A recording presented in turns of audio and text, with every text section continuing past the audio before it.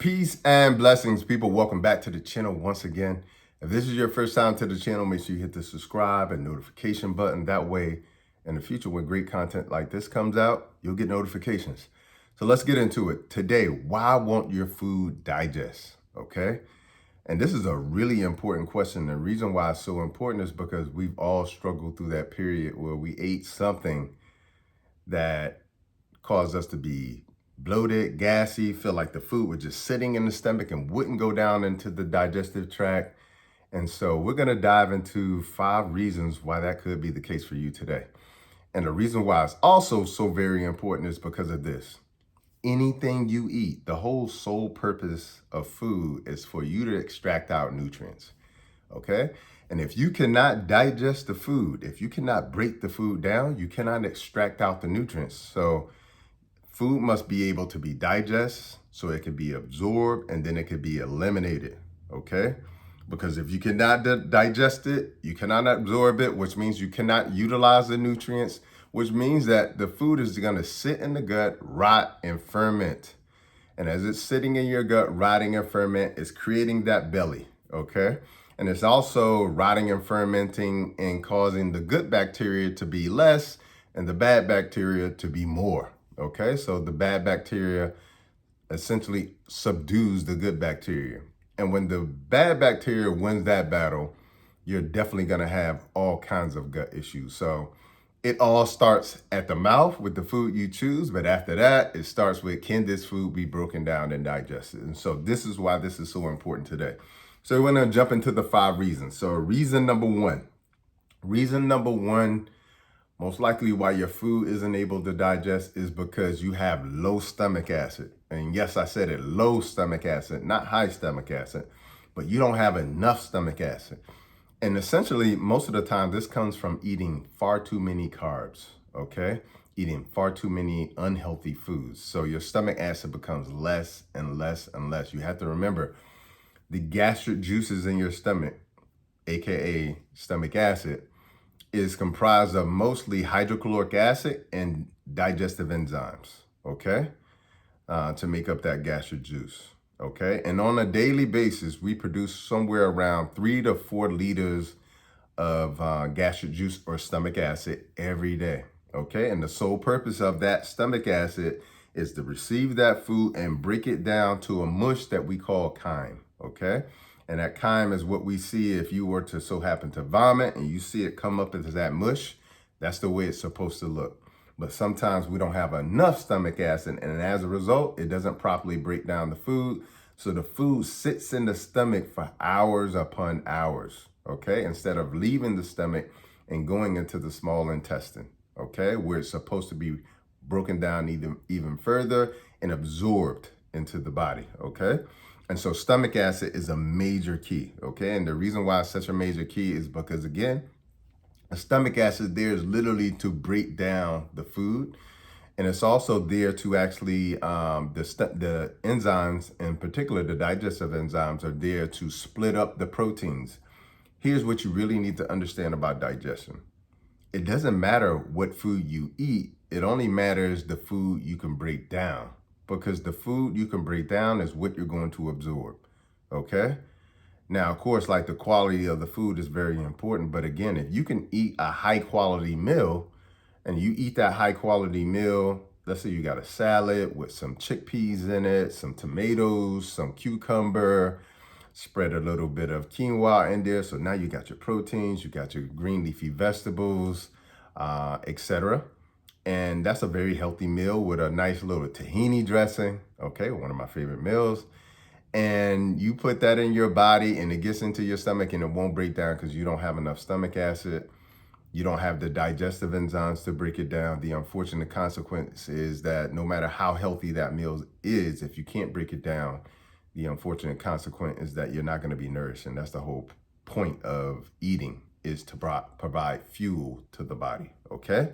So stomach acid is a major key, okay? And a lot of people have low stomach acid, okay?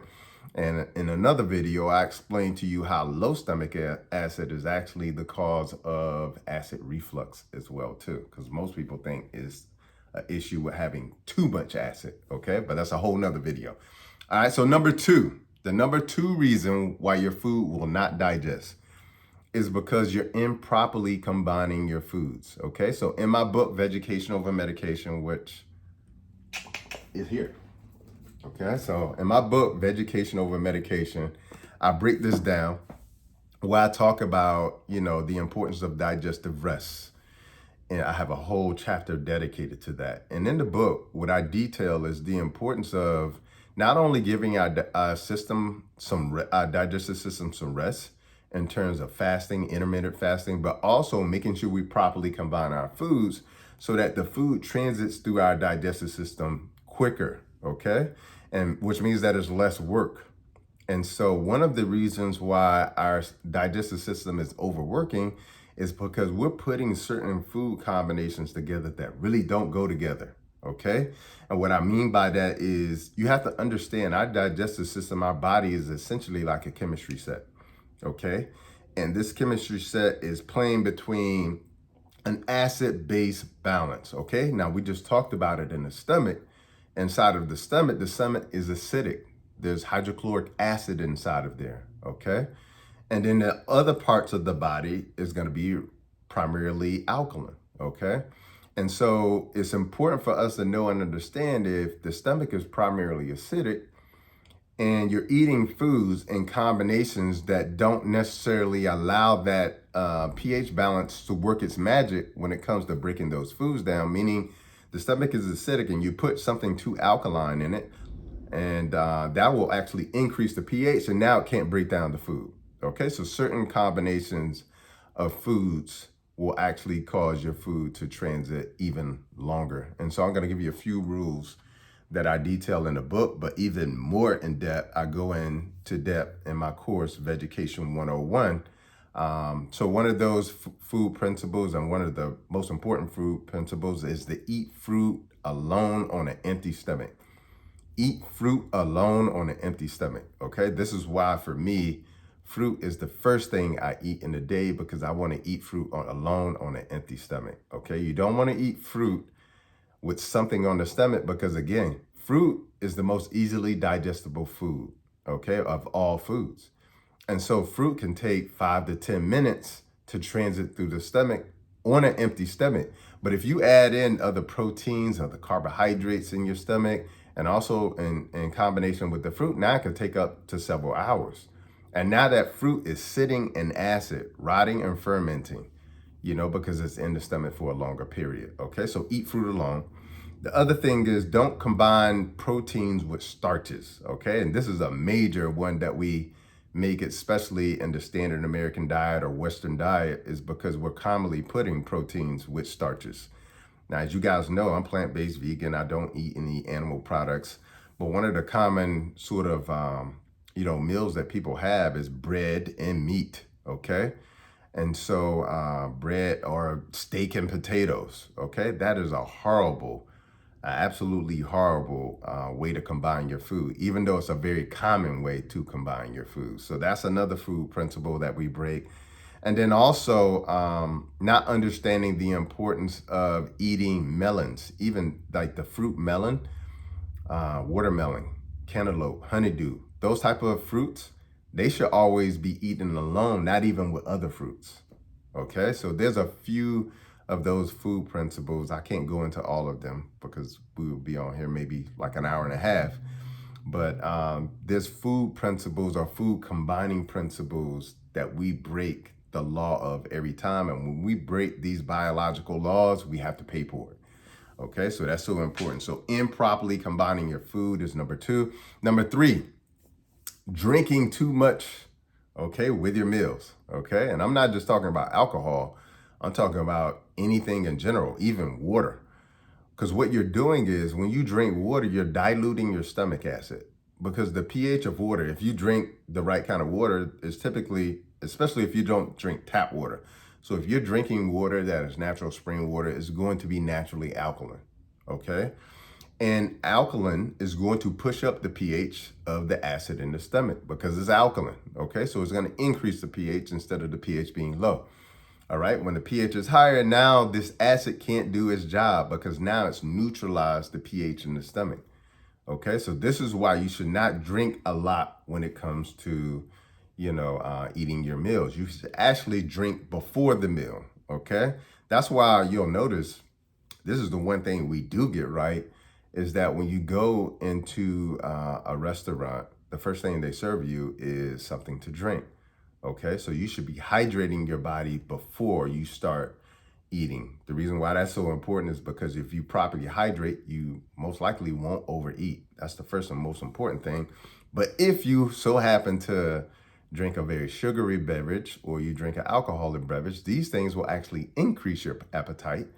And restaurants know this. So typically they're serving you things that are sugary and that are alcoholic because they know this. So drink water before you eat because it'll actually save you some money. All right. But it also is really important to understand, do not drink too much during eating. You can drink enough to clear your throat. Okay. But if you drink too much, you're going to dilute the stomach acid, which again, we talked about is going to cause your food to stay in your stomach longer because the acid has now been neutralized by the pH of the water. All right. The number four reason that your food won't digest is because you have gut dysbiosis. Okay. And what that means is that we have a microbiome in our gut, and this microbiome is like a garden. And this garden is composed of billions of good bacteria, okay? And some of them are quote unquote bad bacteria, but they have a job to do. But the whole point of the microbiome of the garden is that the good far outweighs the bad, okay? But what happens is when you eat a diet that is toxic, unhealthy, and rots and ferments in your gut, is going to cause the overgrowth of the bad bacteria in your gut. And this is what we refer to as gut dysbiosis. Now, the good is doing a good job, okay? The good is helping you maintain a healthy weight. The good is actually producing its own antibiotics, okay? Yeah, I said that. The good bacteria in your gut produces its own antibiotics that fights against bad bacteria and viruses and things of that nature, okay? The good bacteria in your gut, certain bacteria break down different types of foods. So what you'll notice is when you lose certain bacteria, you won't be able to process certain foods. So then you'll create new allergies as well too. So gut dysbiosis is a major key why as to so many people aren't able to properly digest their food, because what we're starting to learn is that compared to our ancestors, like the diversity of good bacteria in our gut has plummeted through the floor. And as a result of that, there's a lot of foods that we can't tolerate. We're more sensitive to certain type of foods. We're far more overweight. We're far more depressed and have more anxiety because guess what? The good bacteria in your gut also is responsible for producing the happy molecule called serotonin that actually makes us happy instead of sad. Okay, so it plays a huge role, not only in the area of what foods, why our foods break down properly, but also maintaining weight, producing immunity. Over 80% of our immunity is produced in the gut as well. So gut dysbiosis is a major key as to why some people can't get their food to digest, okay? And the final, number five, okay? Number five is because I'm just gonna keep it real. You have a trash diet, okay? And some of you have a trash diet and you don't even know it. And let me explain what I mean by that. Trash to me means that I used to, in the beginning of what I do, I used to do one-on-one consults, and I would go over to people's homes. And the first thing we would talk about some of their goals, some of the things that they're struggling with. And then the next thing we would do is go into the kitchen, okay? And this is like the fun time.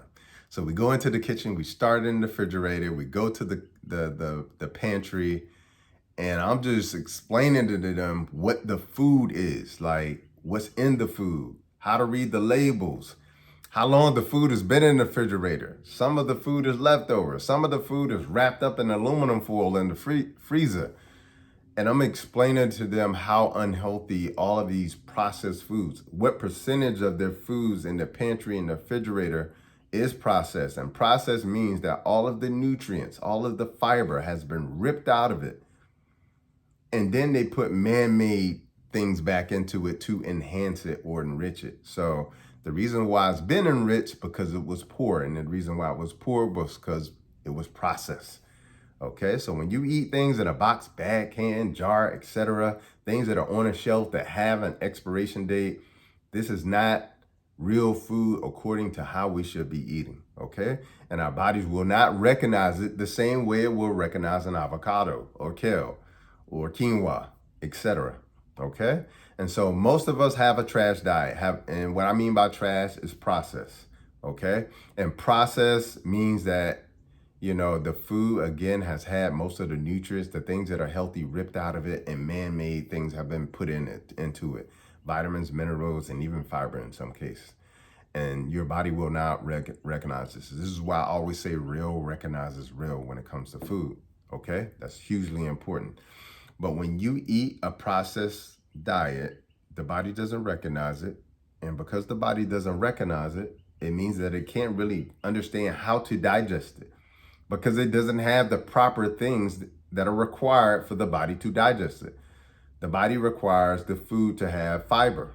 The body requires the food to have hydration, okay? Even when you eat a raisin, okay? A raisin, right?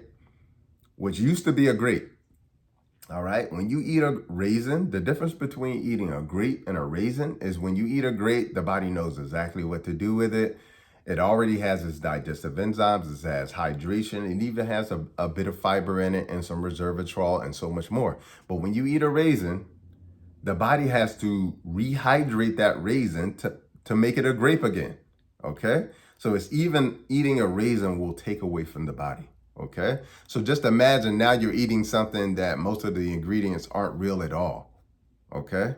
So this is why that is so unhealthy for your body and why your body can't understand how to digest it. And as I said before in the beginning of the video, if you cannot digest it, okay, that means that the nutrients cannot be extracted from it, which means that those nutrients cannot be utilized. And then it also means that now this food cannot be eliminated because it doesn't have the fiber, it doesn't have the digestive enzymes to be able to do that, okay? So those are the 5 reasons why your food won't properly digest. So hopefully what you'll do is what I always say is reverse engineer everything we talked about today, correct the behavior, because remember, what you eat isn't about a diet, it's about a lifestyle, okay? And it's about that lifestyle being more in tune and aligned with nature, okay? So if you enjoyed this video, make sure you comment below. Give me some of those aha moments that you enjoyed during the video that will personally help you on your wellness journey. And until the next time, peace and blessings and Godspeed. Peace.